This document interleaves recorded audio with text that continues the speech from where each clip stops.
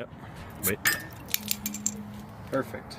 No, it was blurry. What's up, guys? This is Earl on behalf of XJ Colorado. Today we're going to be doing a little mod for removable doors if you have power windows and locks.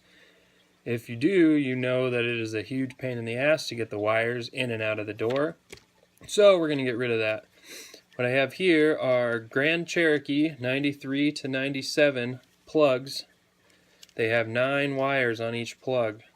So that will get rid of, I believe it is 2 or 3, depending on which side you're talking about, of your Cherokee plugs. So what we're going to do is we're going to splice these together, and then we won't have to feed the wires through. We'll just have them right on the outside of the body. We're going to flush mount them so they can just plug in and pull out whenever you want to take your doors off instead of fishing them through. So stay tuned, and we're going to run you through that. Alright guys, so the first thing you're going to want to do is you're going to want to strip all of these wires, both sides. I already got one side done. I'm not going to make you watch me do this because it'll be boring as fuck. So I'm going to get that done on all of these plugs, all of these wires, and then we'll come back to what to do next. Alright guys, so we got all those stripped. Another thing that I would suggest doing, if you look on the plug, you'll see these little hooks right there. There's 2 of them, and that little ridge right there. I suggest shaving those off so those be flat, and then that little divot will be gone. So what that'll allow you to do is just push them together and pull them apart instead of pushing them together, undoing the red thing, pushing this in, and then pulling them apart. So you'll just plug and go, and that'll be it. And that's kind of the main reason why we're doing all of this. Alright guys, so like I said, these plugs are out of a 93 to 97 XJ Cherokee. There's 11 wires on each of these. So for my 98 Jeep Cherokee, there's 19 wires for each door. This is the passenger side. The driver's side has, I think, a couple less, but still, it's more than the plug. So what you're going to have to do, you're going to have to go to the junkyard and you're going to pull both the male and female ends off of 2 of the plugs. Doesn't matter which ones, just make sure that you have enough to take all the wires in the plug, and then whatever you have left over, those are the 2 plugs you're going to take. So what we'll end up doing is we'll flush mount these along with the second plug on the outside of the body, and then we'll be able to plug them in instead of having to fish them through. Then these will get spliced on to our other end, which is inside the body. Once you get them all stripped, it's decision time. You can either solder them together and heat shrink them, or you can use electrical butt connectors. It's up to you, kind of whatever you feel like doing the work for. I'm going to try to solder them just to see how it goes. I bought a ton of these little butt connector things just in case I change my mind. So we're going to give it hell. So about 30 seconds into soldering them, I did this instead. So hopefully they turn out good. I'm still going to heat shrink them over the butt connectors. That was just way too much soldering, and I don't like soldering to begin with. So we're going to use the butt connectors.